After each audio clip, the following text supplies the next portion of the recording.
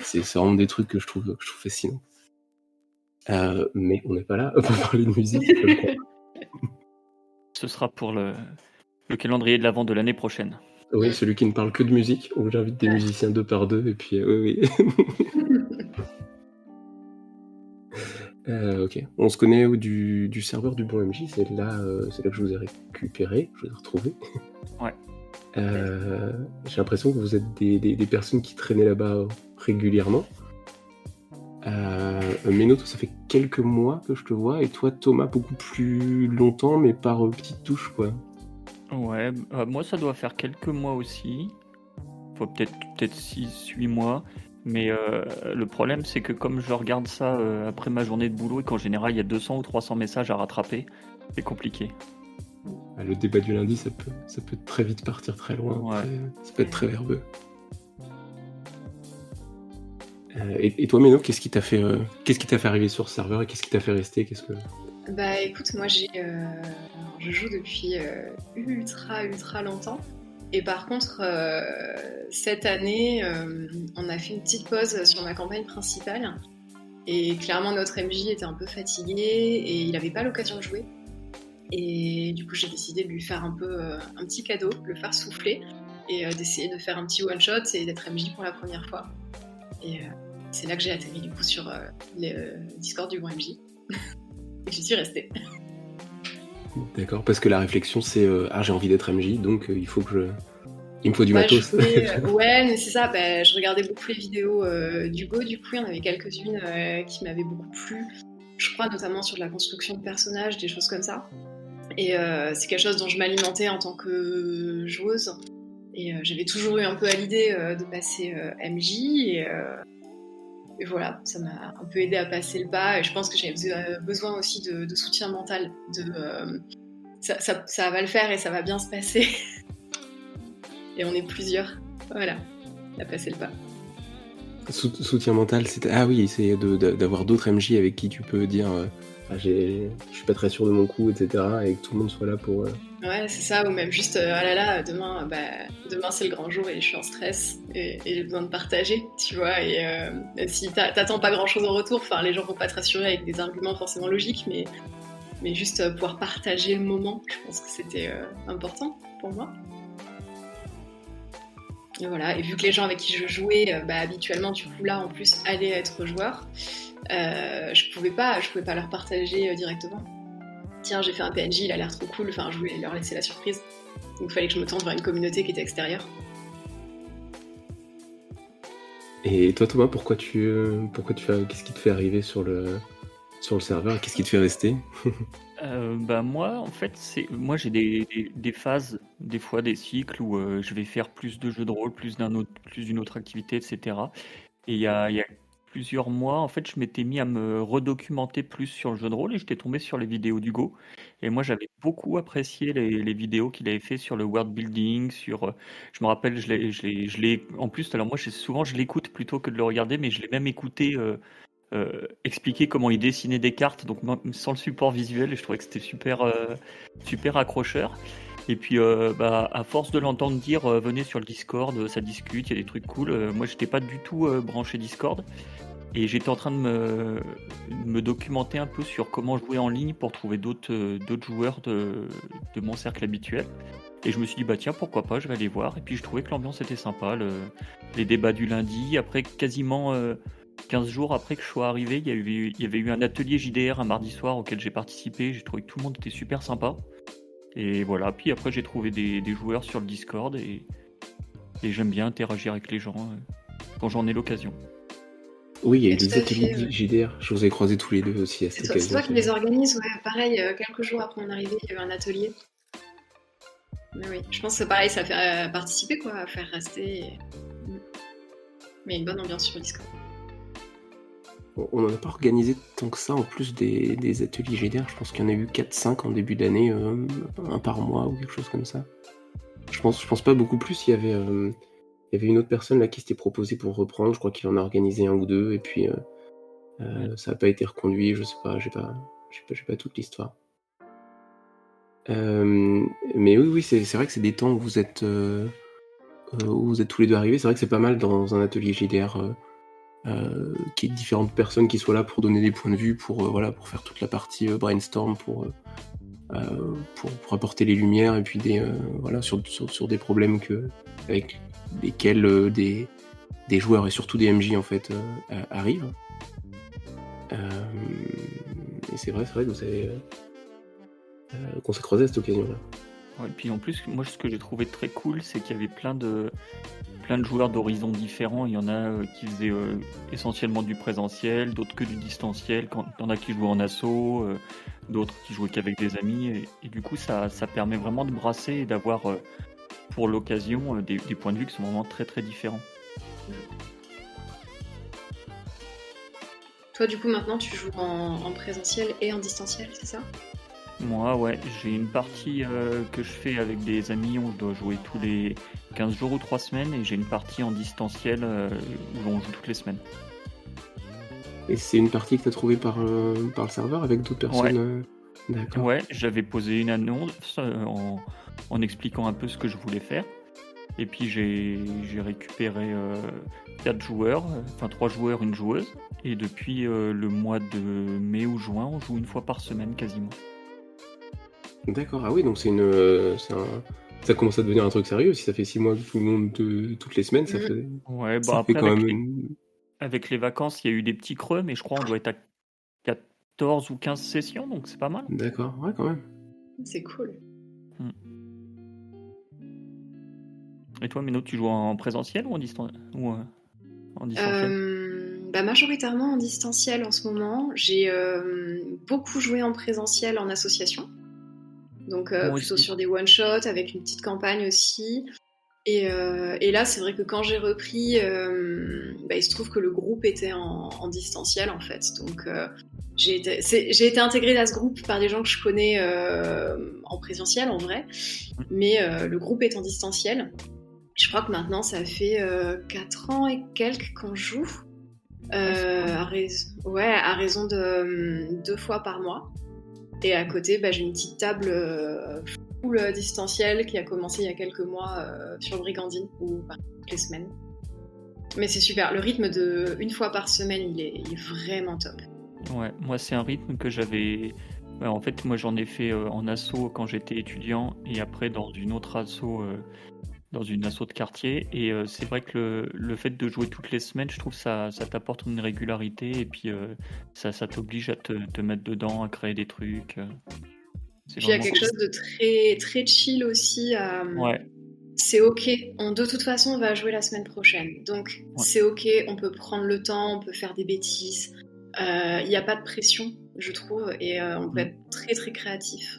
Ouais, et puis Et, t'as pas d'impératif en se disant faut qu'on arrive au bout du scénario parce que peut-être qu'on se reverra pas ou alors ce sera dans des mois.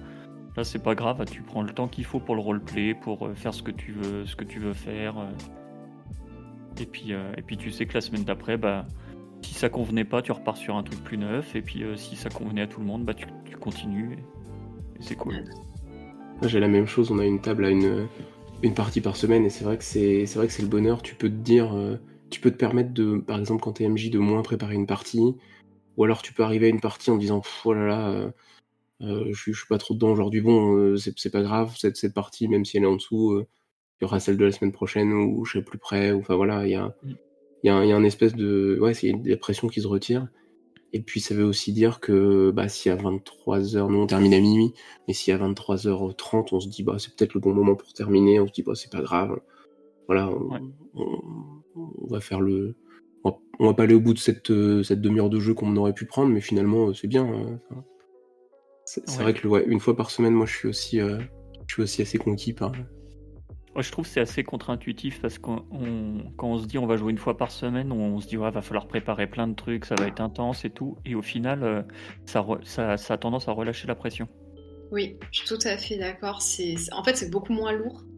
Il y a une espèce de peur un peu évidente de c'est beaucoup d'engagement, va falloir être très présent, ça va être lourd, ça prend du temps. Mais en fait, c'est vrai que c'est plus léger finalement Ouais. que 5 heures d'un coup le samedi. En plus, quand tu arrives à la partie, tu as besoin de moins de temps pour te mettre dedans parce que c'est encore relativement frais, c'était qu'il y a une semaine.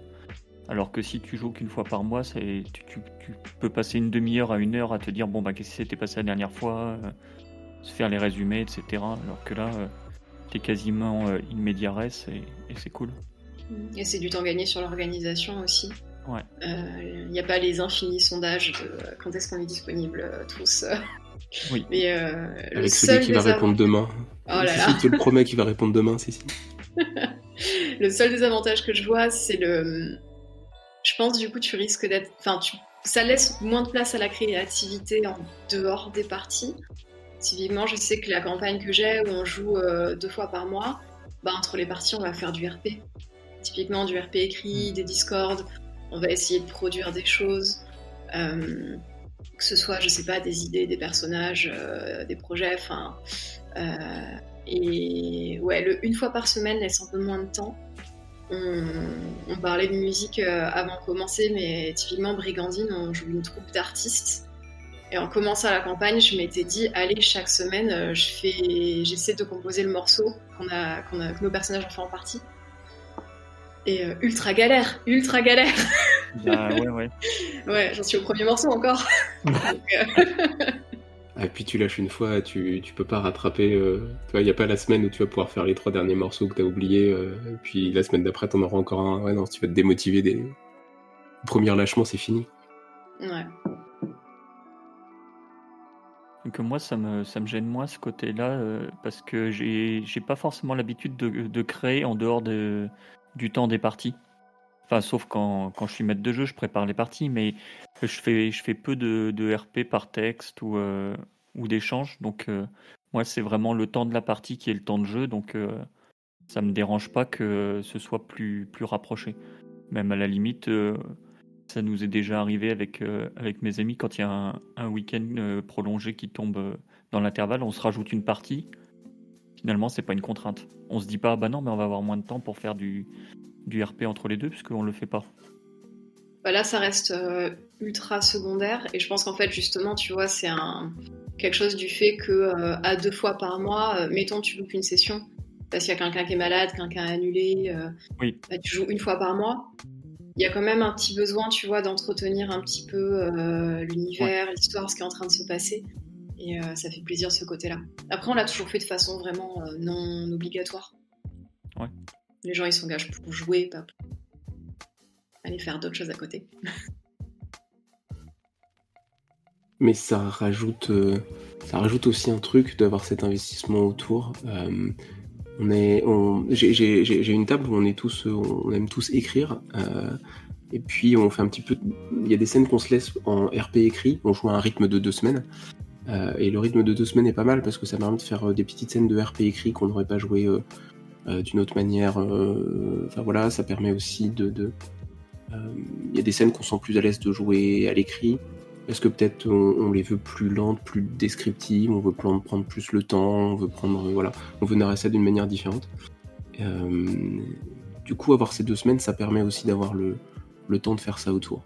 Mais je suis d'accord, il faut jamais que ce soit une espèce d'obligation de participer, de créer autour, pour des raisons de contrainte de temps d'abord. Enfin, voilà, tout le monde n'a pas le même temps à disposition. Par contre, moi, ce que j'apprécie beaucoup entre les sessions, c'est le résumé de la session. Si quelqu'un se sent de faire le résumé, moi j'aime beaucoup parce qu'il y a 2 aspects. Il y en a un, déjà, ça permet de voir comment, quand tu es maître de jeu, voir comment les joueurs ils ont perçu ta partie. Quels sont les points qu'ils ont retenus comme étant les points essentiels, ceux qui vont avoir tendance à passer à la trappe. Et puis tu as des fois des gens qui écrivent super bien. Là, moi j'ai une joueuse sur ma partie de D&D. Entre chaque session, elle joue son personnage qui écrit des lettres à son père. Et c'est super bien parce que t'as le côté écriture qui est super chouette. Et puis t'as le résumé de la session vu par le personnage. Et ça, c'est cool. C'est incroyable. J'ai fait ça pendant longtemps sur la grosse campagne, typiquement où je suis. On joue à Knight, du coup. Et Knight, c'est une organisation militaire. Donc, après chaque session, je notais tout. J'avais un carnet, je notais tout manuscrit. Ça, c'est des souvenirs. C'est un bel objet, je suis contente. Et après, je remettais tout en ligne et je faisais un vrai rapport militaire. Et je jouais en plus une scientifique, donc vraiment rapport militaire avec quelques petites annotations, un peu style crayon à papier, quoi, de scientifique fou. Et en fait, je me suis rendu compte petit à petit que ça me déconcentrait dans les parties. Je notais au lieu d'écouter ce qui se passait. Ah ouais. Et donc maintenant, ce que je fais, c'est que je lance un Google Drive, je le partage aux autres joueurs et je dis venez, on fait ça ensemble pendant la partie. De temps en temps, c'en est un qui note, à un autre moment, c'en est un autre. On le fait de façon naturelle, quoi. On ne communique pas dessus pendant la partie. Mais ça permet de relâcher un peu la pression du compte-rendu et en même temps d'avoir des notes. Nous, avec une asso, on avait fait ça sous forme de forum aussi. Du coup, il y en avait un qui mettait un peu ses notes, puis tu pouvais rebondir en disant bah tiens, moi mon perso il avait fait ça en plus que t'as pas noté, ou il y avait tel élément que moi j'ai noté et tout. C'était assez cool. Je crois qu'il y a des VTT qui permettent de le faire aussi, alors j'ai plus les noms, mais Ah, c'est possible. ouais, qui permettent de prendre des notes comme ça à plusieurs.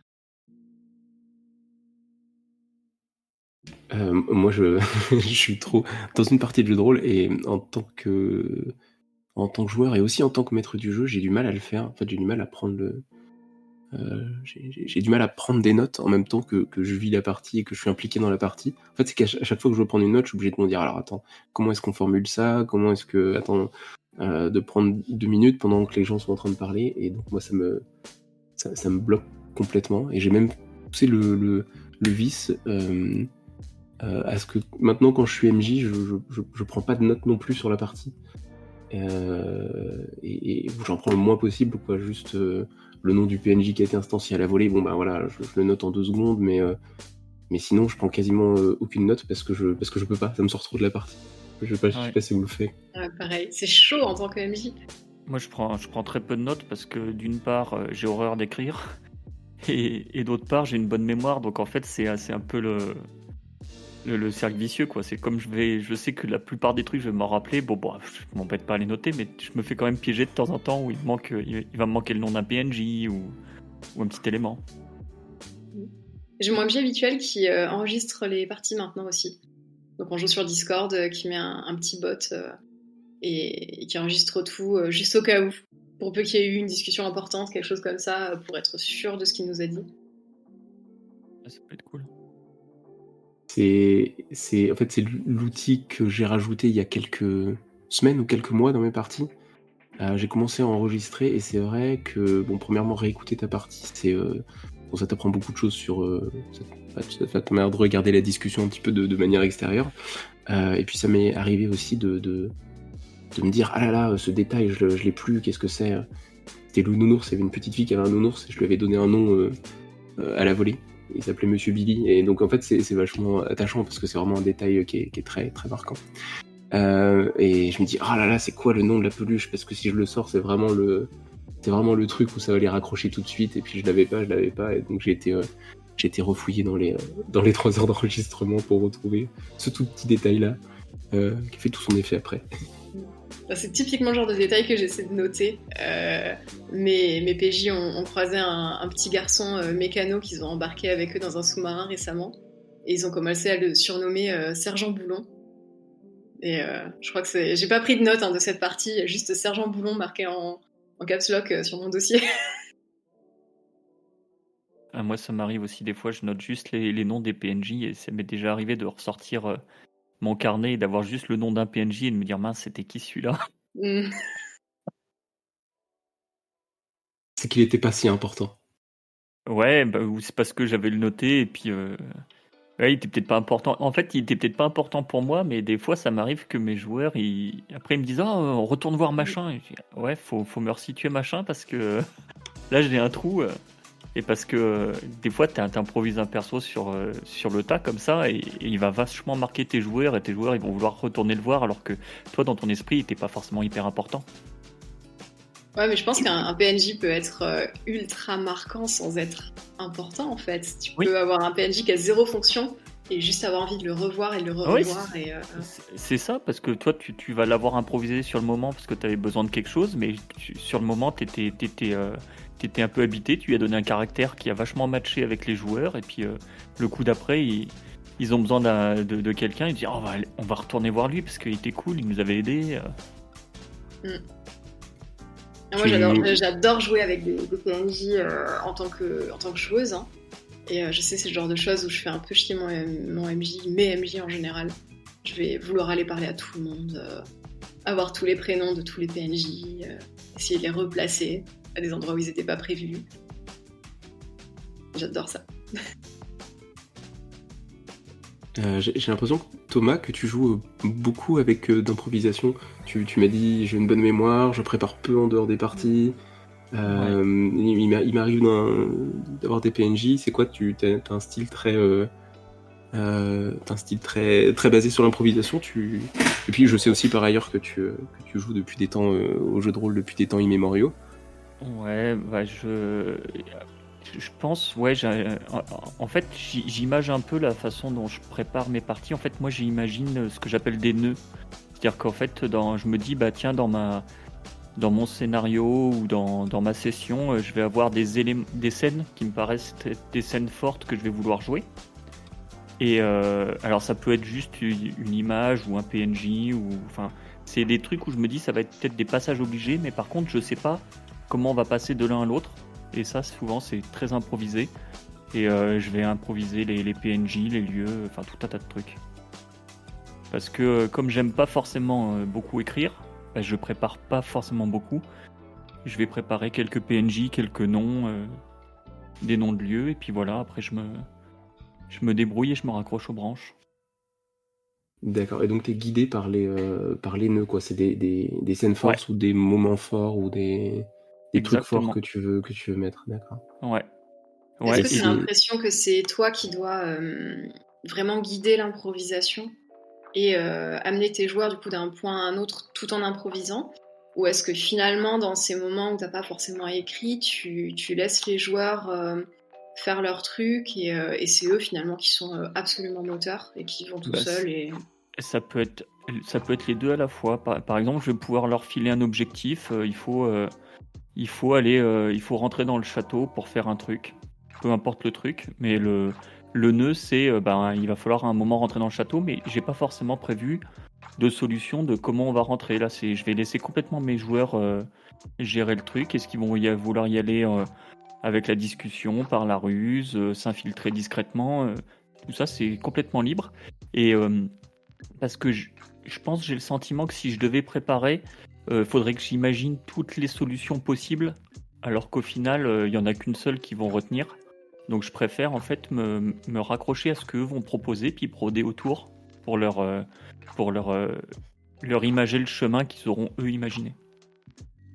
Et tu fixes quand même des choses quand tu dis, par exemple, on va chercher quelque chose dans un château. Est-ce que tu as prévu, il y a une porte avec 3 gardes dont un qui dort, est-ce qu'il y a des choses qui sont déjà fixes dans ta...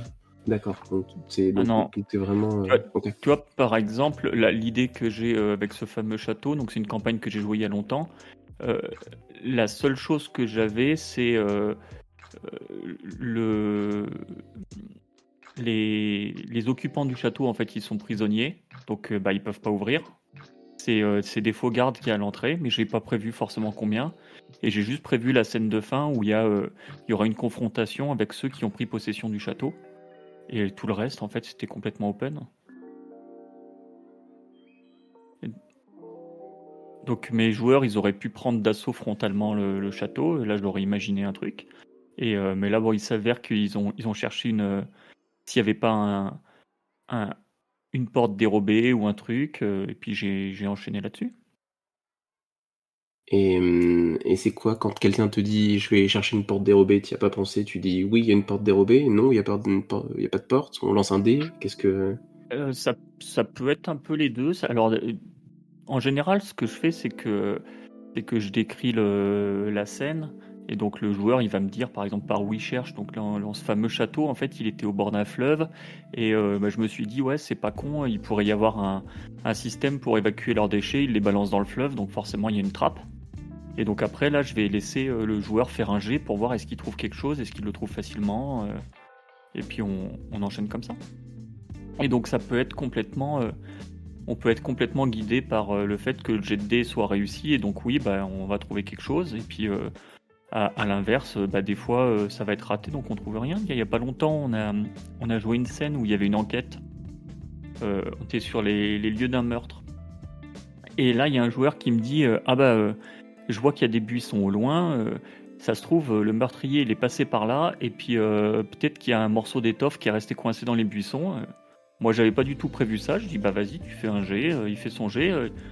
Il réussit le jet de façon assez remarquable. Je dis ouais, effectivement, tu trouves un bout d'étoffe. Et en fait, du coup, on est parti sur ces indices-là, alors qu'à l'origine, je les avais pas prévus. Ah, c'est cool. D'accord. Je suis assez admirative du côté tout en improvisation. Après, il n'y a pas tout en improvisation, mais vraiment, en fait, moi, j'ai les grandes lignes, et puis après, je brode pour que ça ressemble à quelque chose. Tu dis mais non, toi, que tu es MJ depuis 1 an ou un peu plus, je sais plus. Un peu moins du coup, en vrai, même un peu moins. Et j'ai pas fait encore beaucoup de parties. J'ai fait du coup un petit one shot et j'ai commencé une campagne et que je suis en train de prendre mon temps pour transformer. Donc, moi j'ai commencé sur Night du coup où j'étais joueuse. C'est un système que je connaissais déjà, donc c'était facile de passer MJ. Même si du coup j'ai dû le faire. C'était intéressant parce que j'ai dû le faire sans le livre. Parce qu'étant joueuse, mon MJ m'a dit je ne veux pas que tu regardes le livre. Pas de spoiler sur la grosse campagne qu'on fait, qui est la campagne officielle en plus. Et donc j'ai vraiment dû le faire avec moi, mes infos, moi, mes ressentis et moi, mes conclusions que j'avais en tant que joueuse. Ce qui fait qu'il y a des choses, je pense, qui sont pas du tout cohérentes par rapport à l'univers, mais tant pis. Et en fait, Night, c'est quand même un jeu où t'es dans une organisation militaire, on te donne une mission, tu vas faire ta mission, et à la fin de la mission, tu rentres à la base, quoi. Donc c'est quand même très très cadré. Et ça encourage à faire des missions qui sont assez scénarisées. Je pense que c'est rassurant quand on commence. Et c'était très sympa, je me suis régalée. Et en fait, sur ma mission ultra scénarisée, où j'avais tout prévu, où j'avais tout fait, où j'avais tout écrit, le moment où je me suis le plus éclatée, c'est quand un joueur a fait un truc qui n'était pas prévu. J'avais prévu de les faire couler au fond de l'océan. Il y avait un traître sur le bateau qui a coupé les cordages et il devait couler dans les abysses, quoi. Donc à un moment, avec plein de tensions, j'ai trouvé une jolie musique et tout. Et là, j'ai un MJ qui me dit j'ai un grappin, je me grappine au bateau. Et oui, c'est évident en fait. Et je crois que c'est le moment où je me suis le plus régalée de la partie. J'ai toujours appris en tant que joueuse à être dans une partie et à ne jamais dire non à la proposition en face, que ce soit la proposition d'un autre joueur ou du MJ. Ne jamais stopper une action, de jamais dire non. Et c'est quelque chose que, même sur mes premières parties du coup en MJ, sur lesquelles j'ai essayé de mettre un point d'honneur. Donc même si ça me fait peur, j'essaie pas de dire non. Et en fait, c'est là que ça me fait le plus plaisir, finalement. C'est là que je m'amuse le plus. Du coup, là, je suis en train d'essayer de recadrer un peu la campagne pour qu'ils partent sur quelque chose d'un peu plus bac à sable, du coup. Donc, pareil, j'ai quelques points d'intérêt. J'ai un scénario un peu global, mais j'essaie de plus en plus de les laisser très libres. Et ouais, j'essaie de prévoir de moins en moins et de les laisser faire. Parce que justement, toi, la situation où l'improvisation est arrivée, où tu as été en situation de ne plus avoir de préparation, c'était vraiment tu décris ça comme quelque chose où un moment qui est particulier, qui est plaisant, qui est même plus plaisant que ce que tu as préparé, quoi. C'est grisant. Je pense que c'est le moment où tu passes de conteur, parce que vraiment tu es en train de raconter une histoire, de les mettre dans l'ambiance, tu vois, c'est comme un cadeau, quoi, comme faire un cadeau à quelqu'un. Je suis passée de conteuse à joueuse. J'ai dû m'adapter, et là je me suis retrouvée dans le jeu au même niveau que eux, et faire accepter les jets de dés, faire confiance à ce qui se passait, essayer d'être maligne pour quand même un peu rattraper les wagons, et ouais, je trouvais ça vachement grisant. C'est toi qui as commencé à recevoir des cadeaux, en fait, en vérité. Tu dis, Ouais, je viens, je compte pour donner des cadeaux et puis tu reçois des cadeaux en grave. retour. C'est trop Et à la j'aime fin, en beaucoup. plus, à la fin, le joueur est venu s'excuser en disant: «Je suis désolé, je me suis séparé du groupe, je sais que c'est pas facile à gérer en tant que MJ». Et j'étais genre: «Non, non, vraiment, c'était le moment que j'ai préféré en fait, donc pas de souci». Mais ouais, c'est grisant Ah, comme c'est sensation. c'est vrai que c'est un truc que j'aime bien aussi, c'est quand tes joueurs ils proposent un truc et là tu te dis ah j'y avais pas pensé, c'est trop bien. Ouais. Ouais, c'est Je ça. je Moi, je me mets des défis de préparer de telle manière à ce que je sois toujours, stupéfait par ce qui se passe et moi, c'est pareil, c'est quelque chose qui me guide, quoi. Quand, je sais pas ce qui va se passer, c'est le moment où je suis plus content, quoi, donc j'en viens même à construire des scénarios, à construire des campagnes où, je sais pas ce qui va se passer. Je me suis mis des règles à suivre, mais qu'est-ce que ça va donner? Aucune idée et hem et c'est un bonheur de construction, scénaristique et puis de réorganisation, quoi, Mm. que j'explore depuis, voilà, un peu plus d'une année, je pense maintenant et ouais, effectivement, moi, je vous rejoins, hein. Le moment où tu commences à recevoir des cadeaux dans ta partie, c'est le meilleur moment, quoi. Ouais. Mm. Alors que Et je pense qu'un point. Pardon, vas-y.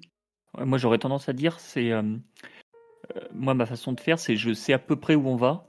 Par contre je sais pas comment on va y aller. C'est là où ça va être sympa. Mais c'est un point que J'ai j'ai beaucoup lu sur le bon MJ, justement, enfin, vu que t'en parles, et je crois que tu l'as dit un tout petit peu plus tôt aussi, le côté bah, prévoir ce qui se passe, mais pas prévoir les solutions. Prévoir les solutions, c'est le ouais. job des joueurs, Mm. et jamais prévoir les solutions. Ouais. Et ben voilà, on a résolu le jeu de rôle. Sujet suivant. Ouais. Bah, c'est vrai quoi, il faut pas forcément prévoir les solutions, puis il faut aussi se dire que de toute façon, si tu voulais prévoir tous les champs des possibles, tu seras toujours surpris par les idées de tes joueurs. Il y a toujours un moment où ils auront, bah, comme ton exemple, hein, il a sorti son grappin, tu n'y avais pas pensé, parce que dans un jeu vidéo ludique, tu peux tout prévoir, parce que tu mets tous les éléments à la disposition du joueur et tu le contrains, mais dans un jeu de rôle, il y a forcément y avoir une idée complètement alambiquée que tu n'avais pas pensé, ou tu as un joueur qui va dire ah mais on va aller voir tel personnage, lui forcément il le sait ça, et là tu te dis tu n'y avais pas pensé, et tu te dis sur le moment mais oui forcément il le sait, donc bah, on va aller le voir. Bah oui, puis on a envie de récompenser la bonne idée en plus. Enfin, oui, Ouais, t'as été intelligent, bah go. Enfin, ouais. La partie exactement, ouais. va se finir 1 heure plus tôt, mais bon, bah oui, pourquoi pas quoi. Bah ouais. Et quand de l'autre côté, moi, j'ai commencé à me mettre des règles qui me surprennent aussi, des règles narratives. Par exemple, j'ai redécouvert les tables de rencontre. J'ai des tables de rencontre de PNJ du setting que je refais faire. Et en fait, le bonheur de l'inattendu, il est double, parce que tu te tournes vers tes joueurs qui ont une solution créative auquel tu t'attends pas, puis tu dis bah tiens, très bien, et le monde réagit comment? Puis tu te tournes vers tes règles et le monde te donne un autre truc que t'as pas attendu. Tu fais c'est génial, alors t'envoies ça aux joueurs, et puis les joueurs vont te rebalancer quelque chose, et puis bah j'ai des parties où je suis comme un gamin à regarder qu'est-ce que tout ça fait, quoi, tu vois. Mon seul job, c'est de rendre ça joli, quoi, encore plus joli que ce que c'est déjà. Mm.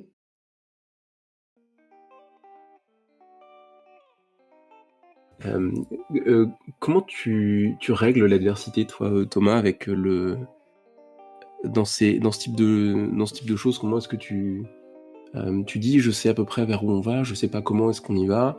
À partir de quand est-ce que tu considères que des échecs répétés, par exemple, à des jets, sont rédhibitoires vis-à-vis de la mission? C'est un arbitrage que j'ai du mal à placer, quoi. Comme je suis trop gentil, j'arrive pas à être méchant et à dire non, non, mais là c'est un vrai échec, stop, stop, quoi. Ouais, je saurais pas vraiment répondre à la question telle quelle. Euh, Parce que, en fait, moi, avec ma méthode, j'ai envie de dire, quand le joueur il propose une idée et il rate son jet, bah, il a échoué cette possibilité-là, mais ils vont forcément penser à autre chose et essayer de trouver quelque chose d'autre. Après, c'est vrai que des fois, surtout pour des questions de rythme, je peux avoir tendance à lâcher un indice ou quelque chose pour pouvoir faire en sorte que ça avance ou qu'ils se sentent pas frustrés parce que ça fait 5 fois qu'on fait un jet pour chercher un truc, on n'a rien trouvé. Vraiment, on est en train de tourner autour du pot, il se passe rien.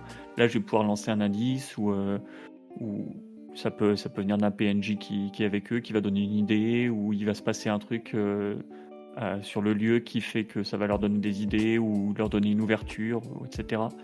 Mais pour l'adversité de ce côté-là, ouais, je vais faire ça. Si vraiment ça patauge trop pour le rythme, je pense que je vais donner un indice. Parce que pour moi, avant tout, l'idée, c'est de raconter l'histoire.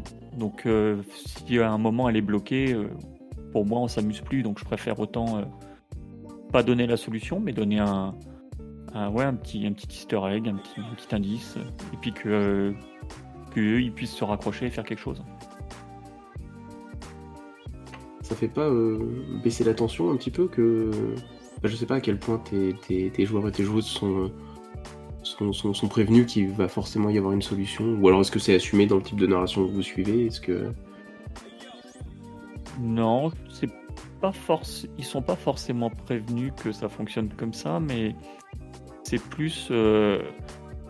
Ouais, comme je te dis, c'est vraiment pour une question de rythme, donc c'est vraiment si on est bloqué, quoi. Donc c'est pour éviter la frustration générale. Ça, après, c'est l'humain, la façon dont tu ressens la table et où on en est émotionnellement. Ouais.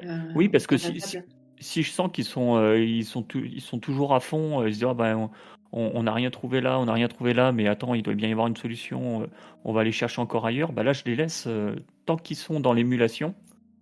Je les laisse. En fait, moi, je laisse beaucoup de place à mes joueurs. En fait, je les laisse beaucoup échanger entre eux, discuter, s'imaginer des plans, etc. Et même, je m'en nourris, c'est-à-dire que quand j'ai pas forcément prévu de solution ou ce qui va se passer après, et qu'ils sont en train d'échafauder un plan, moi je les note, leurs idées, leurs trucs, pour dire s'ils partent dans telle direction, je pourrais faire ça pour que ce soit intéressant, ou préparer tel type de choses, ou me dire moi par rapport à ce que j'ai quand même préparé, s'ils vont dans cette direction-là, ça va être plus compliqué, s'ils vont dans cette direction-là, c'est une bonne idée, ça va être plus simple.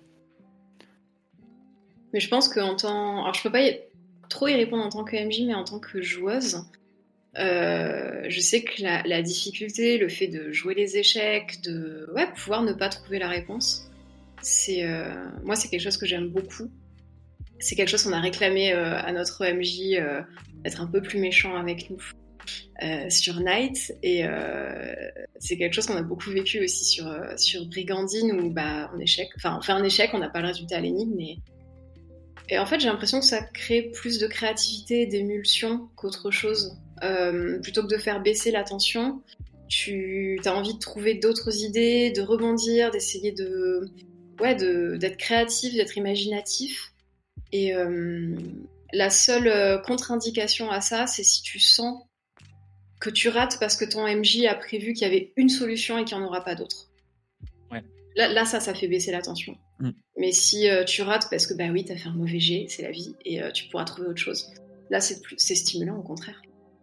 Après, pour autant, moi, il y a pas forcément, mes joueurs n'ont pas forcément toujours une solution qui arrive à un moment. Il y a des fois, il y a des choses qui échouent, ou des choses qui sont pas forcément essentielles, ou des choses qu'ils ont proposées et qui ratent parce que soit il y a un mauvais jet de dés, soit juste c'était une idée trop farfelue et ça colle pas avec ce que j'avais prévu. Ouais. Je me rends compte qu'en tant que maître de jeu, sur les quelques parties que j'ai faites, j'ai très peu joué l'échec. Comme Night, c'est un jeu avec vraiment différentes types de familles de stats, on va dire, qui correspondent à chaque fois à une façon de faire.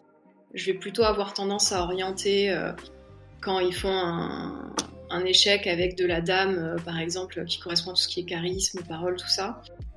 Je vais essayer de leur donner quand même un indice, mais qui sera peut-être pas l'indice principal qui les aurait aidés, mais un truc lié à ce qu'ils viennent de faire.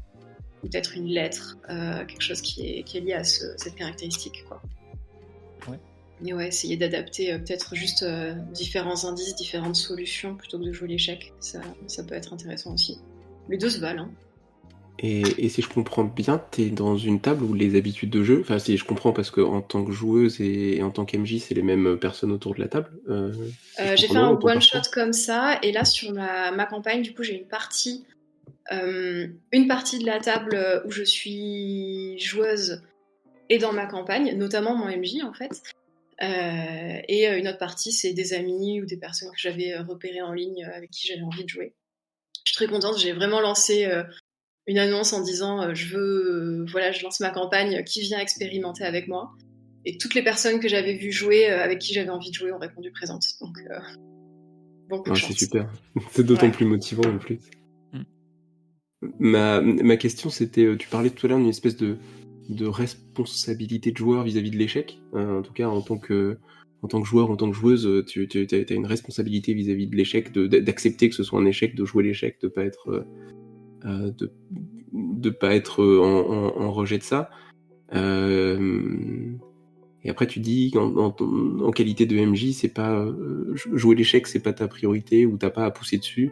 Mais est-ce que c'est pas parce que les joueurs et les joueuses en face le font suffisamment sans que t'aies à rajouter? Oui, je pense, effectivement.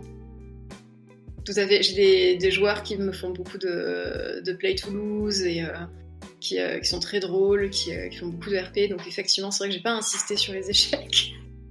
Ils le font tout seuls. Ils le font très bien tout seuls.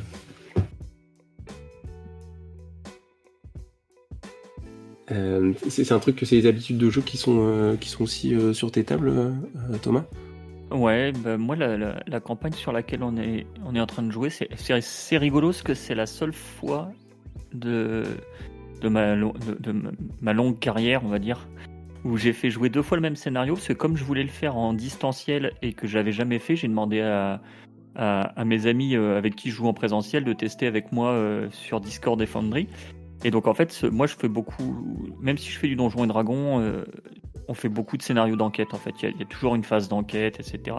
Et ce qui est assez rigolo, c'est que donc, mon groupe d'amis, ils ont réussi tous leurs jets, ils avaient tous les indices, ils sont allés jusqu'au bout du truc super facilement.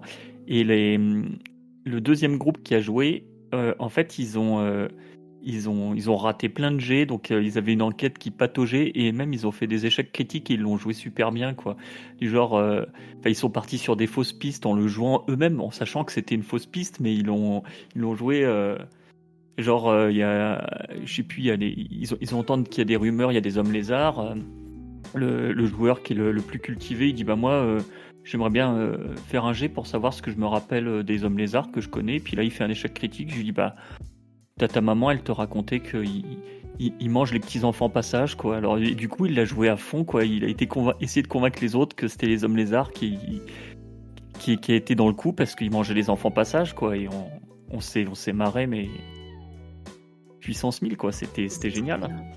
Bah ça, les joueurs premier degré ou qui jouent des choses comme ça, c'est excellent. Là, je les ai contaminés avec un virus. Ils ont des petites graines de ténèbres qui sont en train de germer à l'intérieur d'eux, qui vont faire des fleurs un peu partout sur le corps et de ténèbres. Et je leur ai dit, bah voilà, ça interagit avec l'armure, l'énergie de l'armure interagit avec ce virus, quoi, et ça augmente la vitesse à laquelle le virus se répand en vous. Et je l'ai vraiment dit un peu comme ça, à la rigolade. C'est un PNJ qui leur a dit à la rigolade, et ils l'ont pris premier degré. Ah ouais. Et les armures, c'est un truc important dans Night. Et du coup, il y en a un qui a vraiment passé la moitié du scénar sans son armure, quitte à prendre des malus et tout. Et c'était super. Ouais, moi je l'ai joué aussi une fois dans un. C'était un jeu où on joue des super-héros. Et pareil, donc moi je jouais le personnage un peu bourrin et pas très fin, mais quand même, quand il y a une figure d'autorité qui lui dit un truc, il fait confiance. Et là, la joueuse qui jouait la scientifique qui connaît un peu tout, donc on devait affronter un ennemi il utilisait donc de ce qu'on avait compris des micro-ondes. Et là, elle fait un jet pour essayer de trouver une solution pour le combattre. Fait un échec critique et puis elle en vient à dire je crois que l'aluminium ça bloque les micro-ondes. Tu sais, si on met de l'aluminium dans un four micro-ondes, ça explose et tout. Ça doit être une bonne barrière. Du coup, mon personnage était parti faire une espèce d'armure en aluminium pour pouvoir aller combattre. C'est super. Le personnage Et on a idiot, joué. c'est génial. Ouais, et on a joué le truc à fond et donc c'était rigolo parce qu'après mon nom de super-héros c'était Illuminator parce que j'avais de l'aluminium partout. C'est excellent. J'ai aucune idée de comment rebondir à partir d'Illuminator, je suis désolé. C'est le moment où je devrais renvoyer une balle à l'un ou l'autre, mais alors là, j'avoue que sur Illuminator, j'étais vraiment pas prêt à ça. Ah, en plus, Ça m'a fait penser à un petit one-shot que j'avais fait en association. Et première fois où j'étais confrontée à des personnages, donc des pré-tirés, qui n'avaient vraiment aucun background. Donc même pas une petite phrase, tu sais, de il vient de telle ville, machin. La seule indication que j'avais sur ce personnage, c'était une phrase, la discrétion, pourquoi faire. Et j'ai adoré ça. Je pense beaucoup à Illuminator qui doit refléter tous les éclats du soleil. Oui. Avec cette phrase. On parlait beaucoup d'improvisation en fait avant. Est-ce que j'ai l'impression que c'est aussi des espèces de petites improvisations qui sont pas des improvisations narratives majeures, mais qui sont faire avec un échec, pousser à fond un délire qui commence à s'installer à la table. Je pense que c'est aussi des petites parts d'improvisation auxquelles faut surtout pas se fermer, quoi. Ah bah non, moi c'est principalement pour ça que je joue. Hein. C'est pour. Il y a deux points principaux. Le premier, c'est les interactions entre les personnages, et ça c'est du pain béni, quoi, d'avoir des quiproquos, des secrets à trouver, ce genre de choses là. Ça te crée vachement de roleplay avec les PNJ et les PJ, et ça c'est précieux. Mais je pense qu'il y a cette espèce de vision du RP sacré, le grand RP où on joue chacun nos personnages, qui aura une très grande évolution, très premier degré avec des choix. Et en fait, non, enfin, le RP, c'est aussi ces petits trucs, ces petites interactions ultra rigolotes, de rebondir sur un truc what the fuck et de faire rire tout le monde. Et c'est aussi ça le plaisir, quoi, clairement. Le PNJ qui s'appelle le Capitaine Boulon, et puis des choses très concrètes, quoi. Bah ouais. Non, je suis très d'accord. Ça fait un certain temps que je m'interroge sur est-ce que une histoire, est-ce qu'on peut pas jouer une espèce d'histoire simple ou cliché ou téléphonée, mais en fait tout faire de manière à ce que tous les détails, tout soit bien raconté, tout soit très joli, à ce qu'on profite de tous ces petits trucs et qu'on vive quand même une expérience très satisfaisante, quand bien même le scénario casse pas trois pattes à un canard. Et je pense vraiment que c'est possible. Je pense que tu peux vraiment jouer des espèces de scénarios pas terribles ou qui tiennent sur un timbre de poste ou sur pas grand chose, et quand même trouver dans la manière de raconter, dans les dynamiques entre personnes, dans la manière de s'échanger les balles, de rebondir sur les propositions des uns et des autres, tu peux quand même trouver des trucs très très satisfaisants. Ouais, je pense que si c'est bien amené par le MJ ou bien joué par les joueurs, tu peux effectivement jouer des trucs qui quand tu résumes l'intrigue ou la trame narrative, il n'y a pas grand chose, mais pourtant tu as passé 3 heures à te marrer et tu re-signes les yeux fermés pour la semaine d'après, quoi. Ouais, puis tu peux construire des trucs. Mais après, ça, c'est l'intérêt aussi d'avoir entre guillemets, une narration en 2 parties avec les joueurs qui vont gérer les personnages, le groupe de personnages, et le maître de jeu qui va un petit peu chapeauter le reste du monde. Mais ouais, tu peux avoir un univers ultra simple et en fait construire des trucs ultra complexes ou ultra drôles ou juste très très très bien ficelés, juste entre joueurs en fait. Ou juste avec les personnages. Bah, moi, ça me fait rigoler l'idée me fait rigoler compte tenu que par exemple, sur le serveur du bon MJ, où il y a beaucoup de MJ qui vont interagir, il est beaucoup question de cohérence, de jouer une belle histoire, de construire quelque chose de très solide, etc. alors que ça fait... alors que il y a peut-être une possibilité où si tu pousses l'idée à fond, tu pourrais avoir des choses qui soient totalement incohérentes, comme je sais pas, un scénario de James Bond par exemple, et puis avoir quand même quelque chose de satisfaisant, quoi. Ouais. T'as Alors, ressenti ça sur le bon MJ? Enfin, désolé, je prends la parole, mais Non, pas de problème, vas-y.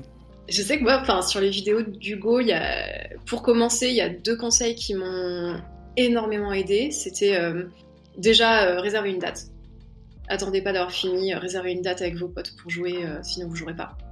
Et en tant que meneur, et surtout faites simple sur les scénars. Prenez un truc facile, pas original. C'est pas grave, on est là pour jouer, on n'est pas pour faire un maxi scénario. Et je pense que c'est 2 conseils d'Hugo que j'ai retenus et qui m'ont beaucoup soulagée, qui m'ont permis d'être meneuse. Et je repense récemment pour Halloween, on a fait une petite partie étrange Noël de Monsieur Jack. Et scénario basique, hein, vous êtes des monstres, vous vivez dans la ville d'Halloween et vous sortez la nuit d'Halloween faire peur aux humains. Genre ultra basique. Et en fait, on a eu un groupe à mourir de rire. Moi, j'ai joué Moustache, le chat mafieux. Et vraiment, genre, juste le groupe était incroyable, quoi. Et rien que ça, il n'y avait pas besoin de plus au niveau du scénario. après, moi, je pense tant que tu as l'énergie du groupe et puis que tu mets un peu de cohérence dans ton monde, tu peux faire des trucs vraiment d'un spectre large. Moi, j'ai fait du Donjon et Dragon parodique avec. C'était en associatif, on n'avait pas forcément d'une semaine sur l'autre les mêmes joueurs, donc pas forcément les mêmes personnages, il fallait trouver un truc. Bon, on a créé une agence d'aventuriers qui envoie chaque semaine des aventuriers à l'autre bout du monde faire des missions, et puis comme l'idée c'était vraiment de se marrer, on avait fait des trucs loufoques sur la magie, on faisait des objets magiques complètement déjantés, c'était vraiment dans l'esprit la bande dessinée Donjon, quoi, donc où tout est parodique, et on s'est super bien marré. Je crois on a dû jouer 6 ou 8 mois sur cette campagne, qui était C'est pour autant complètement décousue. C'est bien les campagnes décousues. Mais je pense qu'en plus, de toute façon, le scénario est. Enfin, c'est pas toujours des choses prévues. Je crois que les plus grands moments d'émotion que j'ai vécu en campagne, c'était des moments qui étaient accidentels. Où juste le fait de rire, d'être relâché, d'être en confiance, d'avoir pu faire un peu n'importe quoi avec les autres joueurs. Quand l'émotion arrive, on peut juste l'accueillir et la jouer, et là tout le monde est à la fois surpris et profite, et en même temps est acteur. Et là t'as des grands moments ultra, ultra importants, ultra marquants, mais c'est pas forcément prévu, et je pense que le fait que ce soit pas prévu participe au fait que ce soit beau et que ce soit mémorable. Bah ouais, d'autant plus que tu peux pas forcément prévoir de quand ça va tomber, parce que les joueurs ils vont peut-être pas ils vont pas suivre le chemin que tu avais prévu à l'origine, donc ils vont peut-être passer à côté, ou alors ils vont tomber dessus plus tôt ou plus tard, donc Ouais, puis c'est eux qui connaissent leur personnage. ouais, il faut laisser vivre, et puis tant mieux quand ça arrive. Et donc, comment est-ce qu'on fait de la place pour ça? Comment est-ce qu'on accueille, tu dis qu'il faut être prêt à accueillir les accidents et les moments uniques qui en sortent. Comment est-ce qu'on... T'as mentionné la confiance, se lâcher, on a parlé des bonnes parties, du fait de rigoler ensemble, il y a quoi d'autre? Qu'est-ce qu'il faut faire dans ces moments-là pour provoquer ces moments-là quand ils arrivent? Je pense que c'est un peu, c'est une réponse qui est un peu universelle, dans le sens où ça s'applique à plein de domaines, que ce soit de l'impro, du théâtre, des fins. Alors c'est rigolo parce que je suis passée par des études de commerce, et un truc que j'ai appris en commerce, c'est qu'un vrai commercial, pas un bullshit, il est pas censé parler beaucoup, et il est juste censé écouter et essayer de bien comprendre l'autre. Et ça, je trouve que c'est une qualité essentielle, et dans ce genre de moment, en tant que meneur de jeu, faut juste écouter et laisser le truc émerger, et pas chercher à prendre trop de place. Juste laisser l'espace nécessaire autour. Moi, c'est ce que je fais dans mes parties. En fait, je laisse beaucoup de place à mes joueurs pour qu'ils échangent. Et au final, je prends plus la parole quand eux, ils vont me questionner sur qu'est-ce qu'ils peuvent faire, où est-ce qu'ils peuvent aller, et- qu'est- qu'est-ce que répond un PNJ, etc. Mais si eux, ils interagissent entre eux et que ça me paraît aller quelque part, bah, je les laisse. Et puis, ils vont faire du roleplay, ils vont développer leur personnage, ils vont créer des émotions, ils vont se créer de l'histoire tout seuls. Et puis moi, juste, je les accompagne quand ils en ont besoin. Mais j'aime beaucoup. On parle de maître de jeu, mais du coup, j'aime beaucoup cette idée de meneur de jeu, qui est presque plus là comme un guide et qui laisse les joueurs faire le taf, et qu'un maître qui régit tout. Ah, moi, je vois plus ça comme un boulot d'animateur. Tu es là Ouais. pour animer la partie, parce que tu es autant joueur que les autres, même tu joues plus de personnages encore. Et puis tu es vraiment là pour animer, je pense, pour que tout le monde passe un bon moment, toi y compris.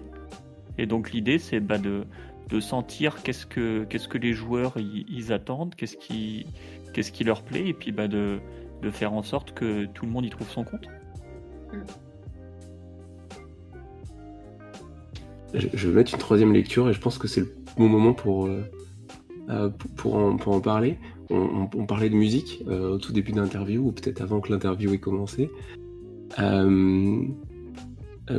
J'ai lu une théorie rôliste quelque part où il disait que on pouvait jouer le MJ comme un contrebassiste, et moi ça me parle beaucoup, c'est mon instrument. Dans le sens où dans le jazz, tout le monde écoute les solistes, et puis les solistes écoutent la section rythmique et la contrebasse particulièrement, parce que la contrebasse donne la pulse, donne le tempo, d'une part parce qu'il joue une note par temps, et puis en même temps il donne une première grille harmonique qui est pas complète, mais qui est le début. Et donc le soliste, quand il est dans son solo, il est censé écouter la section rythmique, particulièrement la contrebasse. Donc il y a quelqu'un qui avait fait ce parallèle, moi ça me parle beaucoup. Et là je pense qu'on est en train de toucher à quelque chose de ça, donc je voulais ramener cette petite brique de connaissances qui en plus m'est très personnelle, quoi. C'est super, j'adore ce parallèle.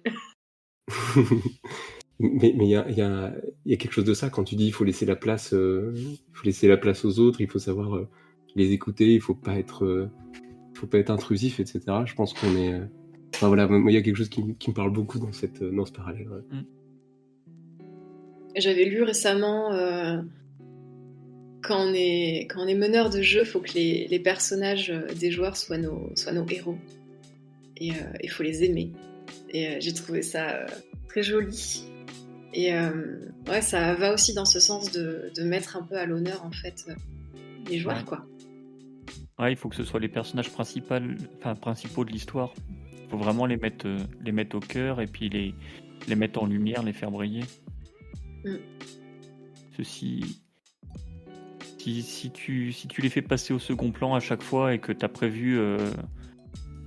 déjà prévu toute ton histoire, tout ton truc, et les personnages qui vont briller, bah ça va pas marcher. Les joueurs, ils vont pas se sentir investis dans la partie.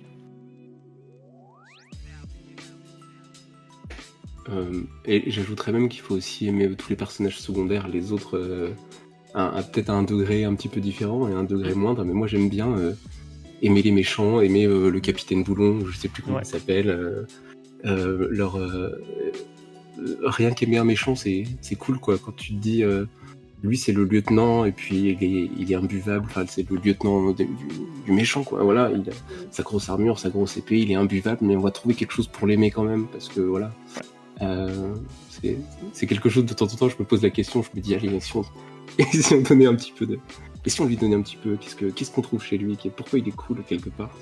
Ouais, bah en fait, il faut que tu apprécies tous tes personnages, parce qu'il faut que tu aies envie de les faire apparaître.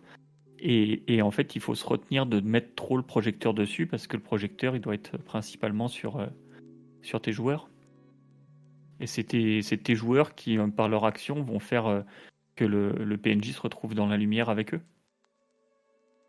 Mais je pense que là-dessus, de toute façon, que ce soit en musique, que ce soit en jeu de rôle, tout ce qu'on crée, c'est une part de nous. Même si on joue le rôle, même si on joue un rôle en jouant un PNJ, ce PNJ c'est une petite part de nous d'une certaine façon.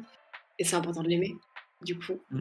Et c'est d'autant plus intéressant de les faire interagir, du coup, avec d'autres joueurs et de confronter les petites parts de chacun, un peu déguisées.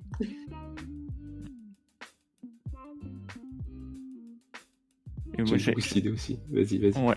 Bah, j'aime bien cette idée, puis je trouve ça rejoint un peu l'idée de la contrebasse de tout à l'heure et de la musique, c'est-à-dire que dans le jeu de rôle comme dans la musique, en fait, on crée à plusieurs, et il faut un peu que chacun réussisse à trouver sa place, sa partition, et puis on crée tous ensemble un truc qui est plus grand que ce que chacun apporte.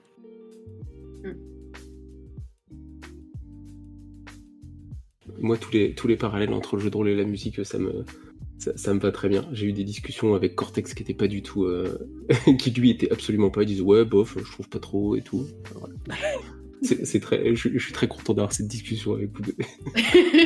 Bah, la musique a vachement d'importance. J'étais tellement contente de jouer du coup une chanteuse dans Brigandine. C'est rigolo parce que je chante aussi et j'avais peur que ce soit un personnage trop proche de moi et en fait c'est la plus éloignée de moi que j'ai jamais faite. Mais elle chante et du coup ouais, d'avoir cette espèce de truc de je sais qu'en milieu de partie si j'étais un peu moins timide, bah, je pourrais juste commencer à chanter en fait et ce serait RP et peut-être qu'il y aurait un autre qui déclamerait un poème parce que son personnage il fait des poèmes et genre waouh. Et la musique est vachement importante aussi en jeu de rôle et moi j'hésite beaucoup, je prépare très très très soigneusement mes musiques, je sais que je crois que je les prépare plus que mes scénarios et j'ai des bons retours dessus donc je suis contente, mais je me demande souvent si c'est pas à double tranchant, si en faisant ça j'influe pas sur l'ambiance de façon un peu trop importante. Moi, je dirais que tu donnes le tapis à la discussion, quoi, tu vois. On en revient sur le contrebassiste, quoi, qui a... C'est pas le... C'est le tapis de la discussion, tout va se construire dessus et on va écouter les gens qui parlent, mais derrière, il y aura ce truc qui existe, quoi. Donc en choisissant une musique, tu communiques déjà une part de ton intention et que tu vas communiquer à tout le monde, parce que tout le monde sera à l'écoute d'une manière ou d'une autre. Moi, c'est rigolo parce que bien que ça fasse très longtemps que je joue et que je maîtrise, j'ai jamais joué en musique à part la dernière campagne que j'ai lancée. C'est comme j'ai fait ça sur un VTT. Je sais pas, je me suis senti un peu obligé d'avoir un truc. Au début, c'était juste pour les combats. Je m'étais dit, tiens, je vais mettre une musique pour les combats, puis faire un thème. Et puis après, je me suis rendu compte que dans Foundry, pour chaque scène, tu pouvais mettre une musique. Donc, je me suis amusé à sélectionner. En fait, j'ai une panoplie de. Comme là, on a joué dans une ville, j'ai une panoplie de musique. Et en fonction des thèmes des différents lieux, bah, je leur ai mis leur musique. Et c'est sympa parce que du coup, mes joueurs m'ont dit ah ouais, c'est cool. Quand on est au QG, il y a la musique du QG. Ça nous fait nous dire bah là, on est en sécurité, c'est bien et tout. Et c'est vrai Bah, que c'est assez chouette.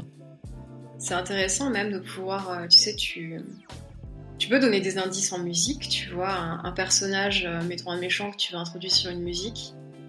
Si tu retrouves son thème, mais juste un peu plus caché, sur une autre musique d'un autre personnage ou sur une autre musique d'une autre scène, sans rien dire, tu vas quand même apporter quelque chose à la narration. Ouais. Donc c'est quand même des choses assez intéressantes à apporter. J'ai un ami qui est pianiste, on n'a jamais pu le faire, mais je sais qu'il le fait avec un autre groupe.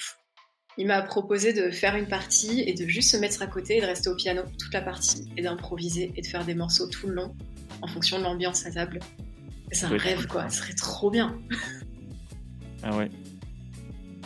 Et là je me suis acheté un petit tambour qui est censé qui est censé faire le son de vagues comme je joue en milieu sous-marin.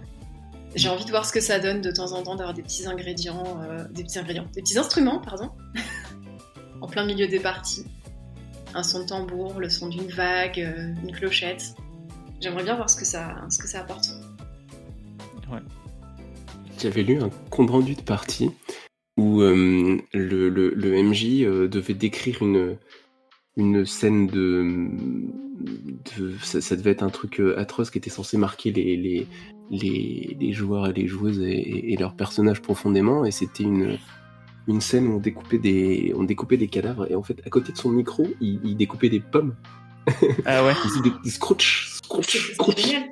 C'est Et, génial. et je suis resté avec cette idée. Je me suis dit waouh, je sais pas comment est-ce que je peux faire ça. Qu'est-ce que je peux faire avec ça? Mais c'est une idée de génie. Il faut à un moment donné, donc elle est dans un coin de ma tête en me disant peut-être qu'un jour elle va servir. Elle est tellement Moi, géniale. sur ma campagne actuelle, à la fin du premier scénar, en fait, il fallait retrouver et sauver un nouveau-né. Et donc dans la scène de combat final, les joueurs voyaient pas forcément qu'il y avait un bébé sur l'hôtel où il se trouvait. Et en fait, dans le mix sonore, j'ai mis en direct. En fait, je me suis dit, putain, ce serait trop bien d'avoir un son de bébé. Donc en direct, pendant le combat, j'ai téléchargé un son de bébé qui pleure. Et je l'ai mis dans le mix et je le montais au fur et à mesure pour qu'ils entendent les cris du bébé. Ça, c'est super. Le jeu avec les sons, les battements de cœur, ça marche très bien avec les battements de cœur. Ah ouais. Notre MJ nous a fait ça avec les cris d'un serpent qui nous pourchassait, d'un serpent géant aussi. Et il montait le volume à chaque fois qu'il se rapprochait. Et récemment, il y a une annonce sur le bon MJ, du coup, j'ai répondu. Pour enregistrer des voix. Ouais, et du coup, je lui ai fait un petit morceau. Il voulait une ambiance un peu forêt mystique, donc je lui ai fait un petit morceau avec des voix, avec des petites harmonies.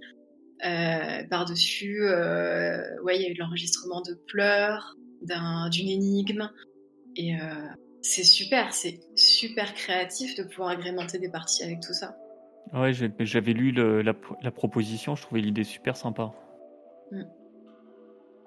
Carrément. Il faut qu'il nous fasse. Faut faire un retour là-dessus, il faut documenter ça, s'il vous plaît. Faut lui demander. Mais ouais, genre, c'est bien quoi. Et j'ai souvenir d'une partie aussi, pareil, sur un des one-shots que j'ai trouvé sur le bon MJ, une petite partie horrifique. Très minimaliste, avec très peu d'aide de jeu, pas de musique, vraiment tout au théâtre de l'esprit. Et à un moment, je crois que c'était des sons de pas dans la neige qu'il a mis. Ah ouais. Sauf que comme on n'avait eu aucun son, aucune musique, rien du tout depuis le départ, vraiment il y a eu un moment de mais c'est quoi ça? C'est quoi? Ça vient de chez qui? Qu'est-ce que c'est? Et en fait il s'amusait juste avec nous quoi.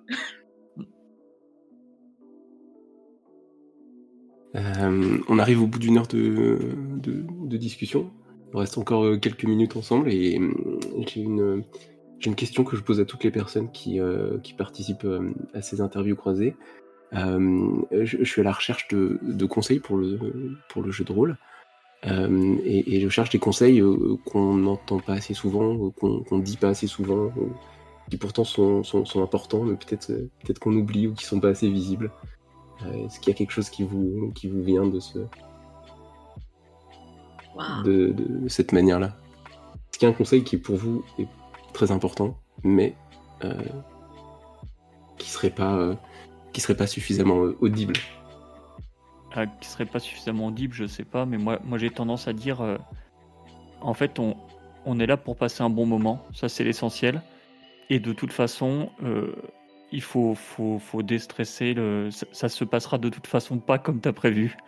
Donc une fois que t'en as fait le deuil, et ben c'est beaucoup plus simple de venir improviser et puis de réagir sur ce que font tes joueurs. Mais tant que t'as pas réussi à t'en décrocher, c'est compliqué. Moi je dirais, on a souvent, surtout quand on débute, on a un peu ce truc de je vais commencer à jouer, je vais avoir ma table, ma campagne, il y en aura plein. Et c'est ok de pas trouver tout ce qu'on cherche sur une table. Et du coup, de prendre un petit peu de ce qu'on aime sur une table, un petit peu d'un autre truc qu'on aime sur une autre table. Et faut élargir ses horizons. Voilà. Ouais, je suis d'accord. Et puis il faut se dire aussi que la première table ou la prochaine table sera peut-être pas la table parfaite, mais par contre peut-être que je vais y rencontrer une personne avec qui ça va super bien accrocher. Je vais me dire bah tiens, sur la prochaine partie je vais jouer avec lui, puis avec elle que j'ai croisé ailleurs, etc. Parce que ils sont dans le même feeling et du coup ça fera quelque chose qui va super bien matcher. Et oser faire du RP et oser jouer les accents, c'est rigolo. Ouais. Les accents. Je crois que c'est un sujet archi clivant. Je suis nulle en accent, mais je m'en fous, ça me fait plaisir.